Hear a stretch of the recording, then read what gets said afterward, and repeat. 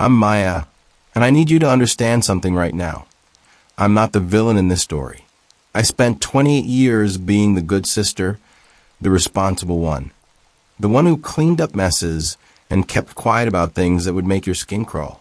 But 3 months ago, I looked at myself in the bathroom mirror at my mother's birthday party and realized I was done. The party was still going on downstairs. I could hear her laugh. That specific laugh she does when she's flirting. High-pitched, breathy, with this little catch at the end that makes men think they're the funniest person alive. I knew that laugh intimately because I'd heard it directed at 7 different men I'd brought home over the past decade. 7. I splashed cold water on my face and stared at my reflection. My mascara was running because I'd just caught Brittany in the garage with Mark. Mark, who I'd been dating for 6 months. Mark, who told me 3 weeks ago that he was falling in love with me. Mark, who was currently pressed against my sister between my father's workbench and his vintage Mustang. That's when I made the decision. I went back downstairs, smiled through the rest of the party, and started making calls the next morning. But let me back up.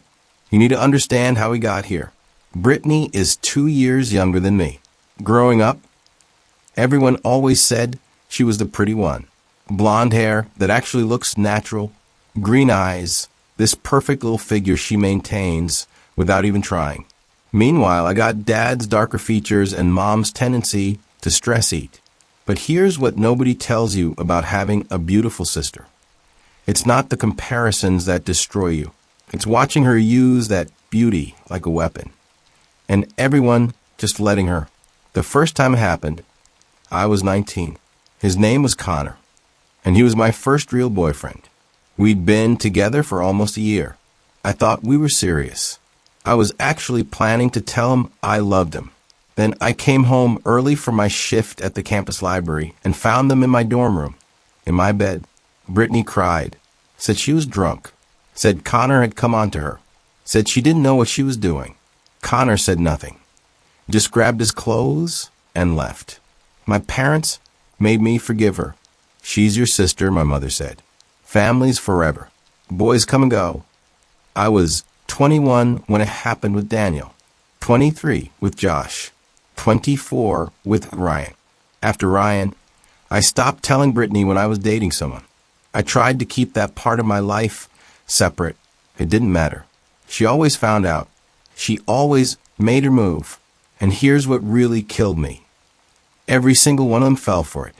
Grown men who claimed to care about me, who said they wanted a future with me, would throw it all away for one night with my baby sister. By the time I was 26, I had stopped dating altogether. I threw myself into my career instead, marketing for a tech company. Good money, lots of hours, perfect excuse to avoid family gatherings where I'd have to watch Brittany bask in everyone's adoration. Then she got married. His name was Trevor, and honestly, I felt sorry for him from the start. He was sweet, quiet, kind of nerdy, worked in IT. He absolutely worshipped Brittany. You could see it in the way he looked at her. Like he couldn't believe someone like her had chosen someone like him. I wanted to warn him.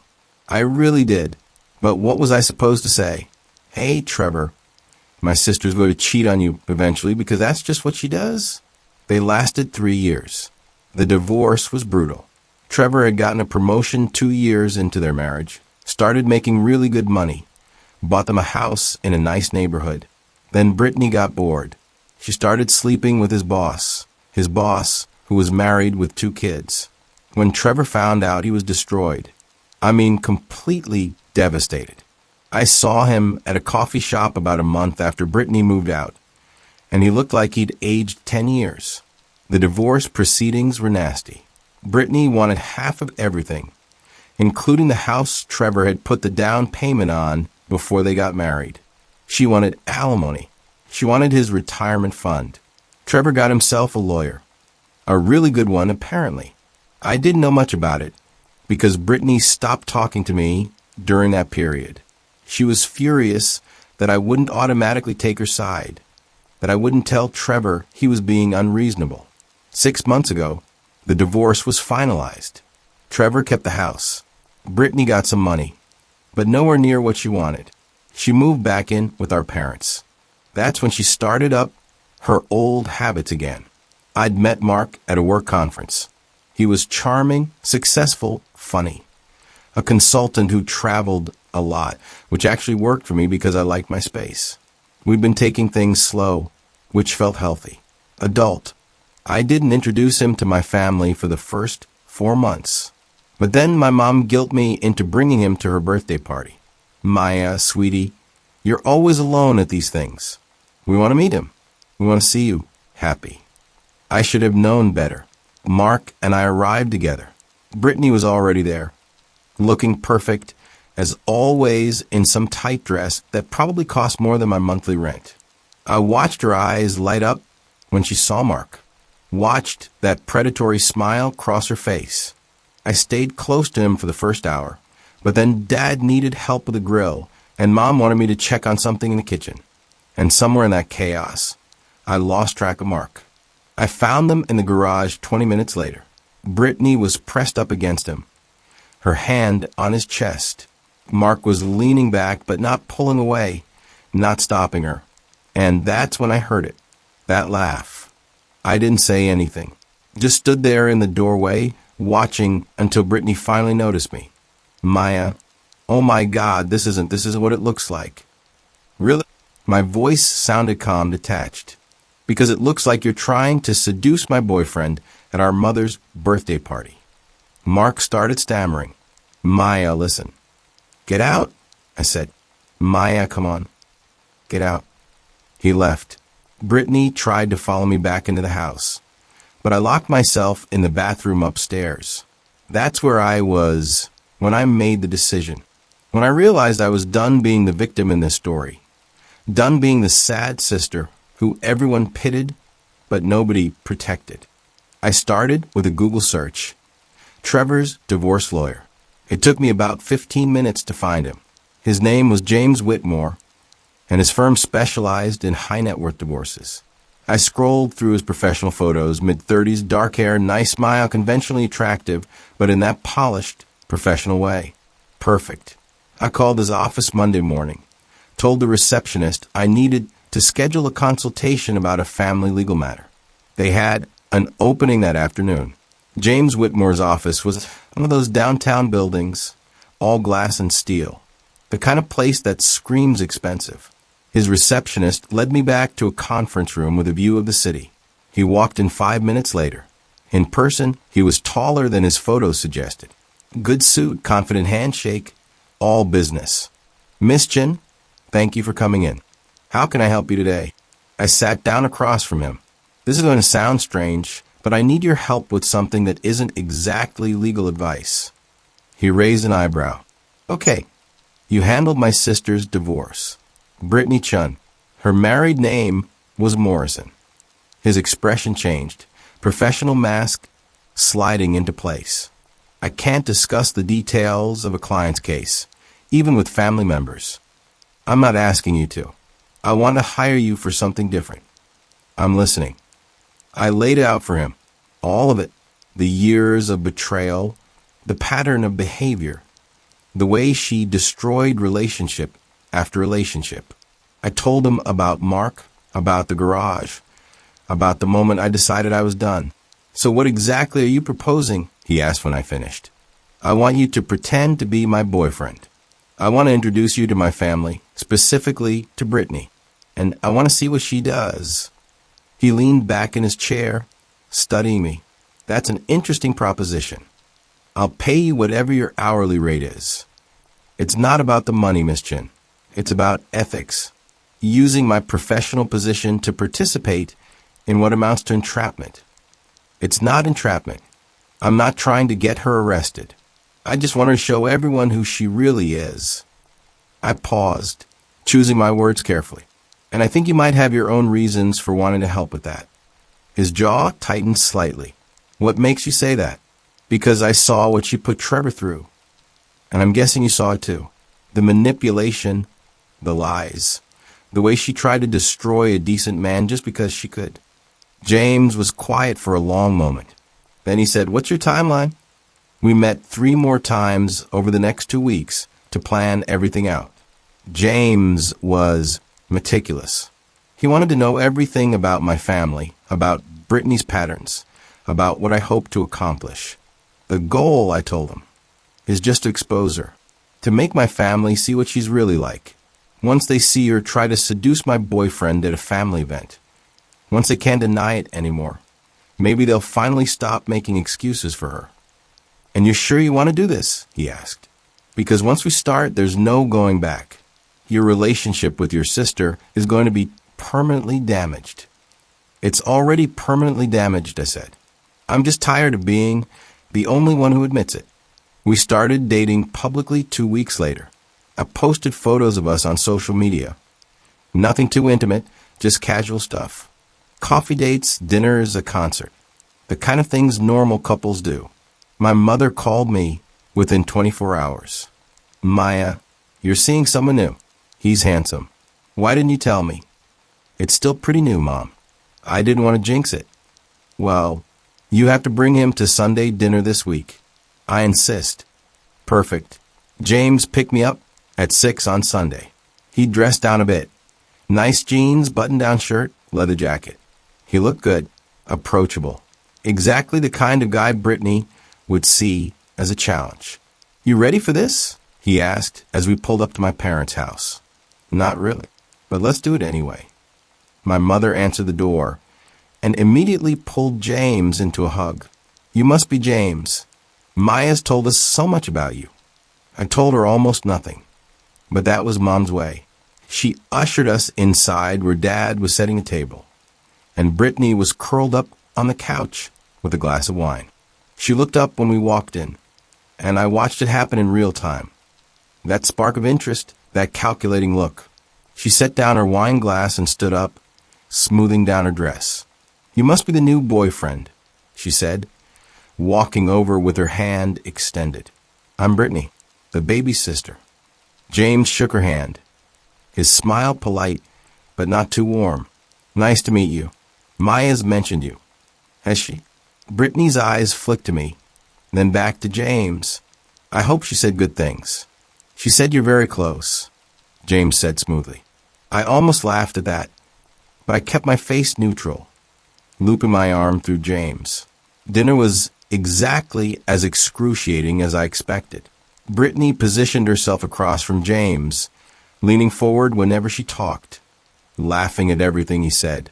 She kept touching her hair, her neck, doing all the little things she does when she's hunting. My parents didn't notice, or if they did, they didn't say anything. James played his part perfectly. He was attentive to me, but not overly so, friendly to Brittany without being flirtatious. He answered her questions about his work without giving away too much information about the law firm. After dinner, Mom insisted we stay for dessert. Brittany volunteered to help in the kitchen, which meant I was left alone with James in the dining room. She's already planning her approach, he said quietly. I know. Did you see the way she looked at you? Hard to miss. He glanced toward the kitchen. Your parents really don't see it, do they? They've never wanted to see it. When Brittany came back with the pie, she made sure to sit next to James this time. Her leg kept brushing against his under the table. She'd freshened her lipstick and let her hair down. I excused myself to use the bathroom, leaving them alone. When I came back 5 minutes later, Brittany was showing James something on her phone, leaned in close enough that their shoulders were touching. We left around 9. James walked me to his car with his arm around my waist. My parents watched from the doorway, smiling. That went well. Mom called out, You two are so cute together. In the car, James let out a long breath. Your sister is persistent. That's one word for it. She asked for my number, said she wanted to add me to the family group chat. Of course she did. Over the next 3 weeks, Brittany texted James constantly. Memes, funny videos, questions about restaurants or movies. Always with some excuse for why she needed to contact him specifically instead of just asking me. James screenshotted every conversation and sent them to me. We met at his office twice a week to review the evidence and plan our next move. She's building up to something, James said during one of our meetings. This is how she operates. Creates a sense of familiarity. Makes a guy feel like they have this special connection with her. How do you know that? I asked. He was quiet for a moment. Then he pulled out a folder from his desk drawer. During Trevor's divorce, part of my investigation involved documenting Brittany's pattern of infidelity. I interviewed several of the men she'd been involved with. They all described the same approach. The texts, the casual friendship, the gradual escalation. He opened the folder. Inside were printed transcripts, photos, documentation. Evidence of affairs with at least 5 different men during her 3-year marriage to Trevor. Jesus, I whispered. Does Trevor know about all of this? He knows about the ones that were relevant to the divorce proceedings. The rest. James shook his head. The court didn't need to see everything. Just enough to prove infidelity and deny her claim to his assets. I stared at the papers. Why are you really helping me with this, James? He looked at me directly. Because I watched your sister almost destroy a good man. Trevor Morrison came into my office 2 years ago and he was suicidal. I'm not exaggerating. He'd been systematically broken down by someone who was supposed to love him. And when I helped him fight back, your sister tried to destroy my reputation. Filed a complaint with the Bar Association claiming I'd manufactured evidence. It was all nonsense, but it took months of my life to clear my name. I had no idea. Why would you? But that's who your sister is, Maya. She destroys people and then plays the victim when they try to defend themselves. So yes, I have my own reasons for wanting to help you expose her. Call it petty if you want, but I'm human. I looked at the folder again, then back at him. So what's our end game here? What's the final move? He smiled. I was hoping you'd ask that. The plan came together over the next few days. My parents' anniversary was coming up in 3 weeks. Big party, lots of family and friends. The perfect stage for Brittany to make her move and for us to spring our trap. But first, we needed to accelerate things. Make Brittany feel like she was running out of time. I started posting more couple photos on social media. Me and James at the beach, cooking dinner together. One particularly cozy shot of us on his couch with the caption, Perfect Sunday. My mother called immediately. Maya, you two look so serious. Is this getting serious? Maybe. We'll see. I knew that we'd get back to Brittany. Sure enough, 2 hours later, James got a text from her. Wow, you guys are moving fast. Happy for you both. She's panicking, James said when he showed me. She's losing control of the narrative. The next text came the following day. Hey, I'm going to be downtown for a meeting on Thursday. Want to grab coffee? James sent back. Sure. I have a break around too. He didn't tell me about the coffee meeting until afterward. When he showed up at my apartment that evening, his expression was grim. What happened? I asked. She made her play. Full court press. He sat down on my couch, running his hand through his hair. Started with the usual small talk, then pivoted to how she thinks I'm too good for you. How you've always been the unstable sister, the jealous one. How she's worried I don't really know what I'm getting into. My stomach churned. She said that, and then she put her hand on my leg and told me that if I ever want to talk to someone who really understands what it's like to be in your family, she's always available. Did you? I smiled, told her I appreciated her concern, said I needed to get back to the office. He looked at me. But Maya, she's going to make a real move soon. Probably at your parents' anniversary party. Good, I said. That's exactly what we want. The 3 weeks until the party felt endless.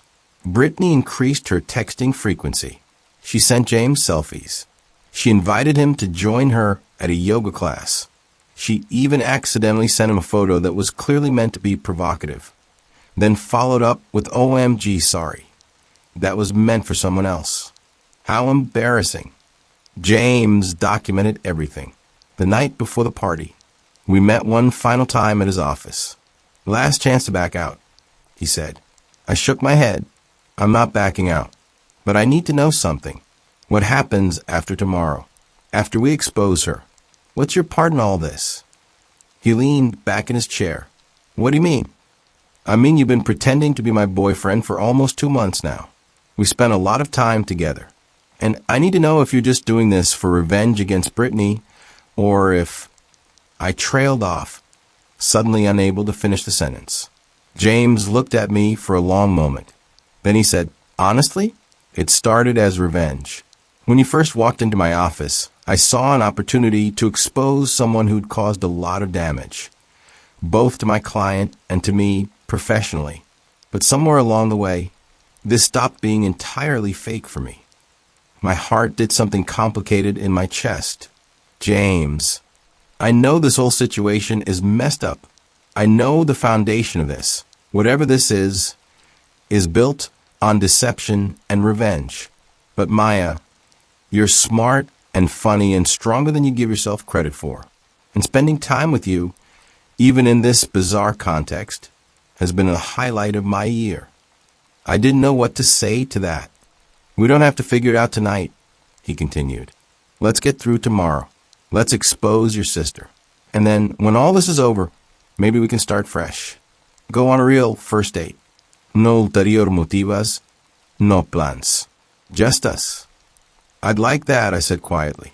The anniversary party was at a rented event space overlooking the water. My parents had gone all out, 200 guests, live band, open bar, the works. James picked me up at 6. I bought a new dress for the occasion, emerald green, fitted.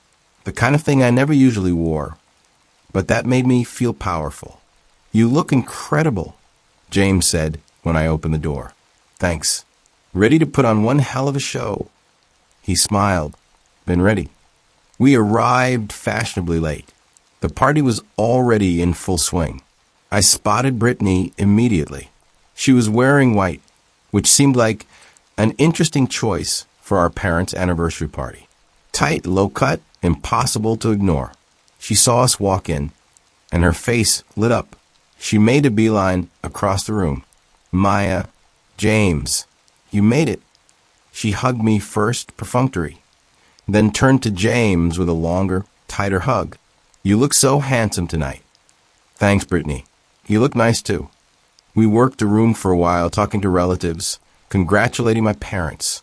Brittany kept appearing nearby, always in James' eye line, always making sure he noticed her. Around 8. The band took a break, and people started mingling more freely. That's when Brittany made her move. She approached James while I was talking to my aunt on the other side of the room. I watched out of the corner of my eye as she touched his arm, leaned in close to whisper something. James nodded, smiled, and followed her out onto the balcony. I counted to 30, then followed. The balcony was dimly lit, overlooking the water. Brittany had positioned herself against a railing, James standing a few feet away. I stayed in the doorway, in the shadows where they couldn't see me. I've been wanting to talk to you alone all night, Brittany was saying. There's something I need to tell you. What's that? James asked. I don't think Maya's being honest with you. About us, about our family, about everything. How so? She's always been jealous of me, ever since we were kids. She sees me as competition, and she's probably told you all kinds of things to make you feel sorry for her. Actually, she hasn't told me much about your relationship at all. Brittany moved closer. That's because she knows if you really understood our family dynamic, you'd see through her act. Maya isn't the victim she pretends to be. Then what is she? Manipulative, unstable. I've watched her drive away every good thing in her life because she can't handle not being the center of attention. She put her hand on his chest. A guy like you deserves better than that. Better like who? James asked. Like someone who knows what she wants. Someone who isn't playing games. Her hand slid up to his shoulder. Someone like me. That's when I stepped out of the shadows. I thought you might say something like that. Brittany jumped back, her face flushing. Maya, this isn't. Isn't what? Isn't you trying to seduce my boyfriend at our parents' anniversary party? Because that's exactly what it looks like from here. You don't understand. No, Brittany, for once I understand perfectly. I looked at James. Tell her. James reached into his jacket pocket and pulled out his phone. Brittany, do you recognize me? Really look at me. She stared at him, confusion crossing her face. James Whitmore. Whitmore and Associates. I represented your ex-husband in your divorce. I watched the color drain from her face. That's impossible. You and Maya, you've been dating. We've been setting you up, I said. For 2 months. Every text, every conversation, every time you tried to flirt with him. We documented all of it. You can't do this. This is entrapment or something. It's not entrapment, James said calmly. Entrapment requires law enforcement. I'm just a private citizen who agreed to help someone expose a pattern of destructive behavior. Maya, please. Brittany turned to me, tears starting to form. I'm your sister. You can't do this to me. The way you did it to me? With Connor? Daniel? Josh? Ryan? Mark? I pulled out my own phone. I have screenshots of every text you sent James. Every time you tried to undermine me. Every play you made. And we're going to show them to Mom and Dad. To everyone. Tonight. They won't believe you. They will when they see the evidence. But more importantly, Trevor's going to see it.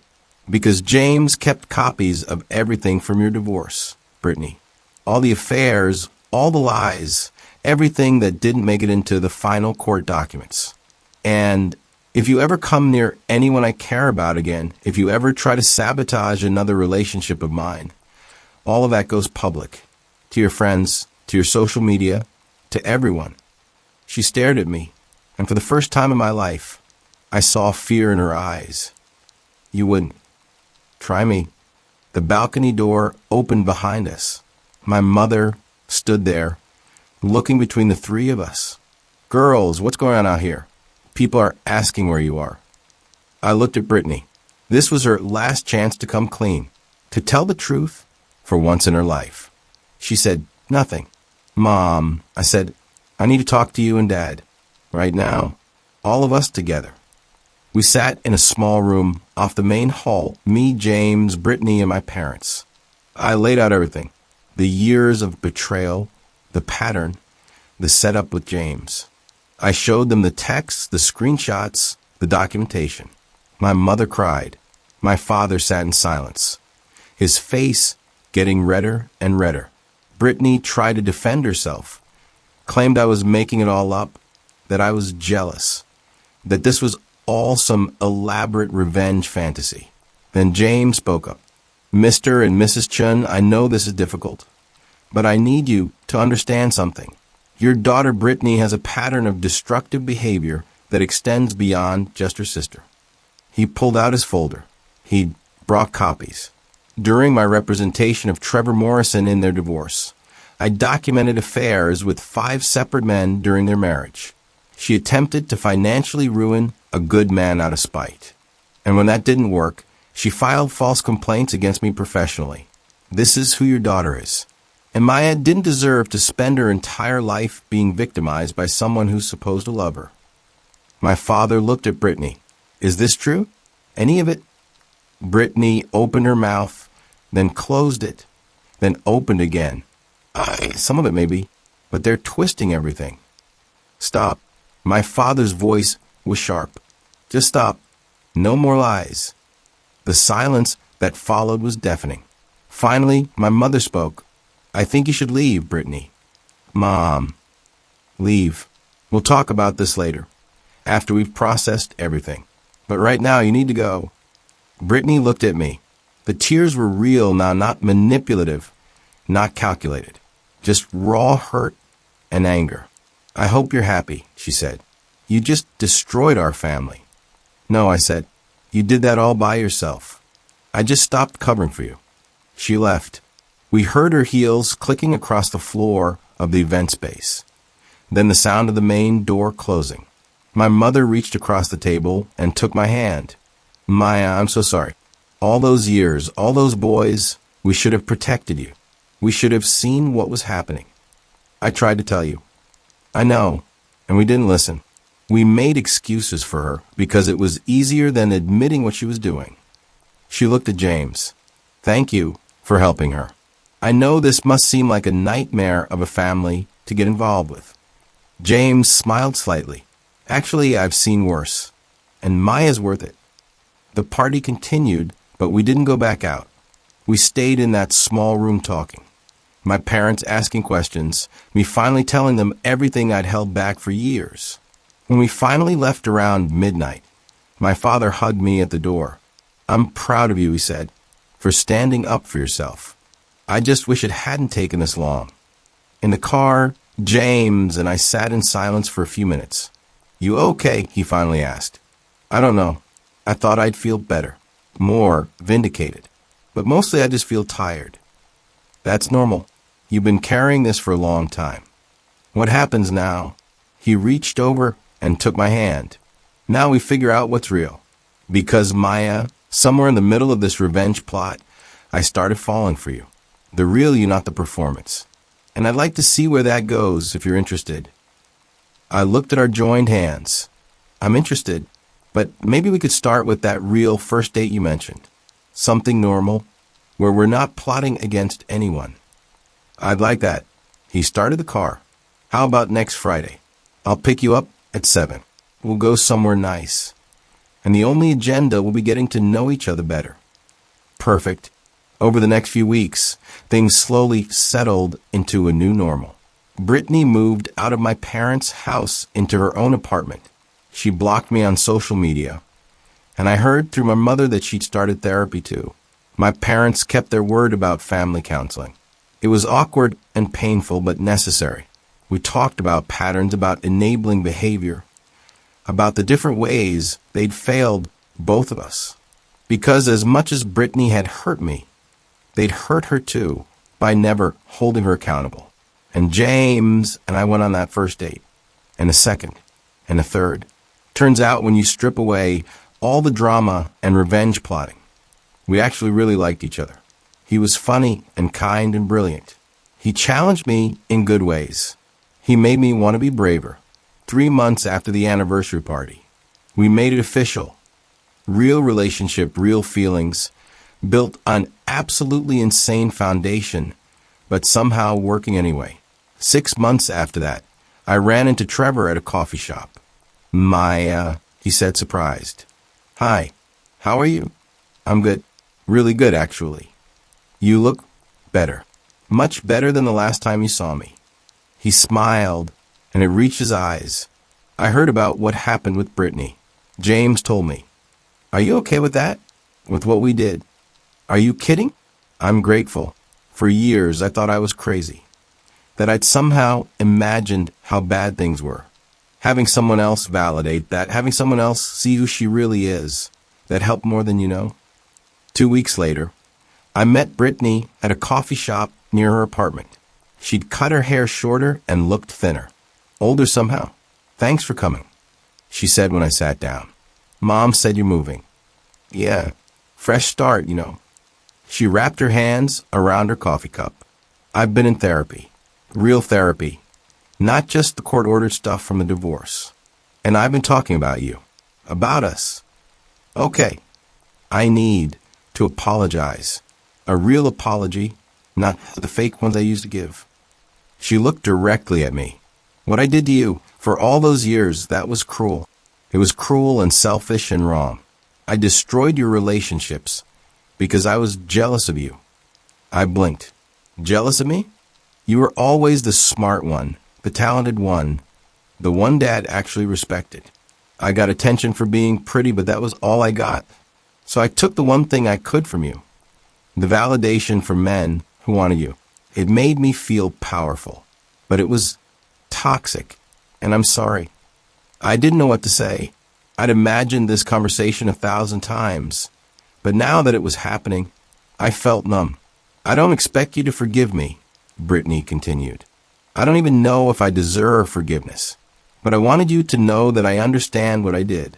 I understand that I hurt you repeatedly and deliberately, and I'm going to spend the rest of my life trying to be better. I hope Seattle is good for you. I finally said, I hope you find what you're looking for. I hope you're happy, she said. With James. I mean that. He seems like a good guy, and you deserve someone good. He is. And thank you. We finished our coffee, mostly in silence. When we stood to leave, Brittany hugged me. It was awkward and brief, but it felt like an ending. Not a reconciliation, but an acknowledgement that we'd both been part of something broken, and we were both trying to move forward. A year later, James proposed. Simple, intimate. Just the two of us on a beach at sunset. I said yes before he even finished asking. My parents threw us an engagement party. It was small, just close family and friends. Brittany sent a card from Seattle with a generous check and a note that said, "Congratulations. You deserve all the happiness." I tucked the note away in a drawer and didn't think about it much after that. On my wedding day, walking down the aisle toward James, I realized that the revenge plot that had brought us together wasn't what mattered anymore. What mattered was that I'd finally stood up for myself, that I'd stopped being a victim of someone else's dysfunction and started building the life I wanted. My sister slept with every guy I dated until I introduced her to my new boyfriend, who was actually her ex-husband's divorce lawyer. It was petty and calculated and probably not the healthiest foundation for a relationship. But sometimes the messiest beginnings lead to the most beautiful endings. And as James slipped the ring on my finger and kissed me in front of everyone we loved, I realized I didn't regret a single second of it.